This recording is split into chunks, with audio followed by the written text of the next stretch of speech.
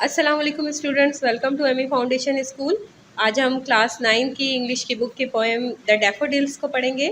सबसे पहले इंट्रोडक्शन लेते हैं पोइट का। This poem is written by the famous English poet William Wordsworth.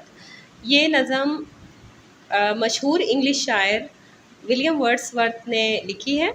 He was born in the beautiful lake district of England. ये England में एक बहुत ही खूबसूरत लेक डिस्ट्रिक्ट में पैदा हुए इन द ईयर ऑफ 1770 और ये 1770 में पैदा हुआ। He used to spend much time, वो अपना ज़्यादातर वक्त गुजारते थे इंजॉइंग, लुत्फानंदोज होते हुए, द ब्यूटी ऑफ फ्लावर्स, फूलों की खूबसूरती से, बर्ड्स, परिंदों की, लेक, झीलों की, रिवर्स, दरियाओं की, रॉक्स, पहाड़ों की, एंड ट्रीज, और बहुत से दरख्तों की। He started a new kind of poetry, उन्होंने एक नई तरह की शायरी लिखना शुरू की, रिटन इन सिंपल वर्ड्स, जो कि बहुत ही सादा अल्फाज में थी, अबाउट नेचुरल ऑब्जेक्ट्स, जो कि कुदरती चीज़ों के बारे में थी, एंड सिंपल कंट्री पीपल, और सादा देहाती लोगों के बारे में। ही डायड इन 1850, वो 1850 में इंतकाल कर गए। So students, this poem is about daffodils. Daffodils यानी नरगिस के फूल। The daffodils is a lovely flower. Daffodil एक बहुत ही खूबसूरत फूल है, growing wild and in gardens in spring, जो बाहर के मौसम में मुख्तलिफ बागात और जंगलात में खिलता है। It has a thin green stock, इसकी बारीक सी हरे रंग की टहनी होती है, usually more than a foot in height, जो तकरीबन 1 फुट से ज़्यादा अपनी ऊंचाई में होती है, and a single large bell shaped flower surrounded by large pointed petals of the same yellow colour. और अमूमन इसके एक टहनी पर एक ही फूल होता है, जिसका ज़्यादातर जो कलर होता है वो येलोइश होता है। येलो के मुख्तलिफ जो शेड्स होते हैं उनके ये फूल होते हैं, उन्हीं कलर्स के ये फूल होते हैं। इट ग्रोज इन ग्रुप्स, ये ग्रुप की सूरत में यानी कि ग्रोहों की सूरत में उगते हैं। लार्ज ग्रुप ऑफ डैफोडिल्स, जो डैफोडिल्स का बड़ा ग्रुप होता है, ग्रो होता है, is one of the beautiful side of the England country side, वो इंग्लैंड के देहातों का बड़ा ही मशहूर और बड़ा ही ब्यूटीफुल जो है नज़ारा कहलाता है। आइए इस पोएम को पढ़ते हैं। I wandered lonely as a cloud. Wandered का मतलब होता है बेमकसद इधर उधर घूमना। I wandered lonely as a cloud, मैं बादल की तरह बेमकसद इधर उधर घूम रहा था। That floats on high o'er vales and hills, जो ऊंची वादियों और पहाड़ों पर तैरता है। When all at once I saw a crowd, जब ही मैंने एक बड़ा क्राउड देखा, क्राउड मतलब मजमा देखा, जब मैं गफ़ीर देखा, अ होस्ट, ये मजमा था किस चीज़ का, ऑफ गोल्डन डैफोडिल्स, नरगिस के सुनहरी फूलों का। बिसाइड द लेक, झील के साथ, बीनीथ द ट्रीज, दरख्तों के नीचे, fluttering and dancing in the breeze, जो हवा में झूम रहे थे और नाच रहे थे। Continuous as the stars that shine, मुसलसल जैसे तारे चमकते हैं। And twinkle on the Milky Way, और टिमटिमा रहे थे कहकशां की तरह। They stretched in never ending line, वो एक ना ख़त्म होने वाली कतार में फैले हुए थे। Along the margin of a bay, झील के किनारे के साथ साथ। 10,000 saw I at a glance, मैंने एक ही नज़र में 10,000 देख लिए। Tossing their heads in sprightly dance, जो खुशी के रक्स में अपने सरों को हिला रहे थे। The waves beside them danced, उनके पहलू में लहरें भी नाच रही थी। बट दे, लेकिन वो, outdid the sparkling waves in glee, चमकदार लहरों से खुशी मनाने में जीत रहे थे। A poet could not but be gay, एक शायर सिवाय खुश होने के क्या कर सकता है। इन सच अ जॉकन कंपनी, ऐसी पुरमुसर्रत महफिल में। I gazed and gazed but little thought, मैंने गौर से देखा और गौर से देखा, लेकिन सोचा ही नहीं। What wealth the show to me had brought, कि ये नज़ारा मुझे कौन सी दौलत दे रहा है।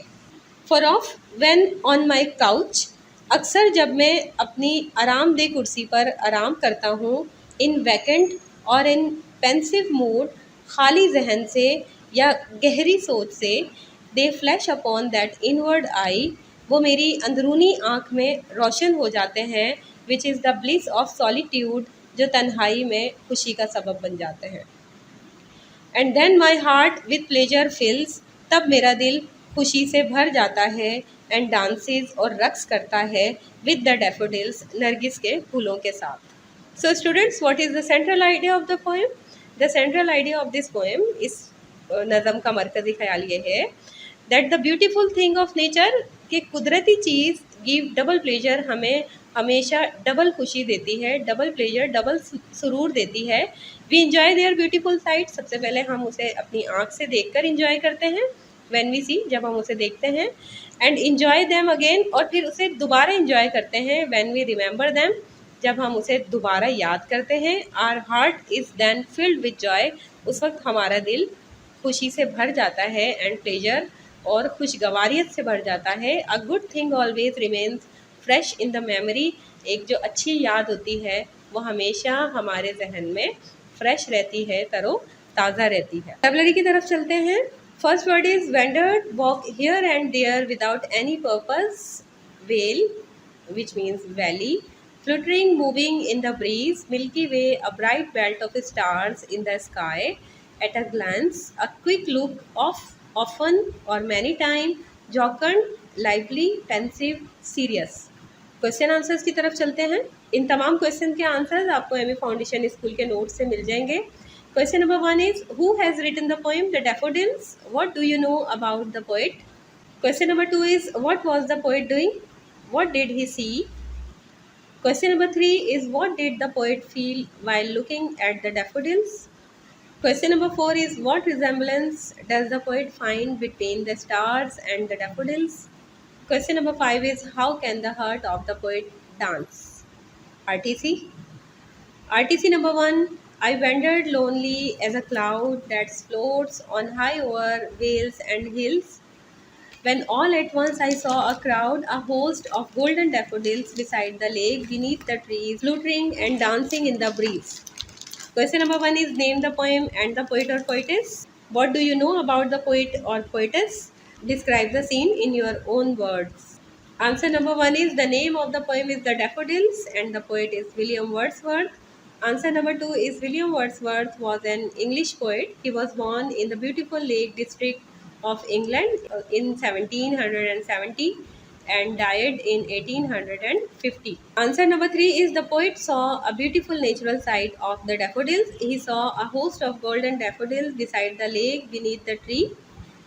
They were fluttering and dancing in the breeze. RTC number 2, ये आपका जो लास्ट स्टैंजा है उसमें से लिया गया है, आप बुक से हेल्प ले सकते हैं कंप्लीट स्टैंजा के लिए।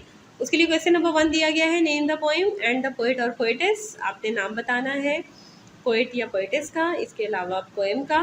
Mention the 2 moods of the poet और पोएटेस, जो शायर या शायरा थी उनके आपने 2 मूड्स को डिस्क्राइब करना है, मेंशन करना है कि वो 2 मूड्स की बात कर रहे थे। How can the heart of the poet dance, शायर का दिल कैसे रक्स कर सकता है, आपने ये तीनों सवालों के जवाब खुद देने हैं। सो स्टूडेंट्स, उम्मीद है ये पोएम आपको बहुत अच्छे तरीके से समझ आ गई होगी। नेक्स्ट लेक्चर में आपसे दोबारा मुलाकात होगी। अपना बहुत ख्याल रखिएगा। अल्लाह हाफिज़।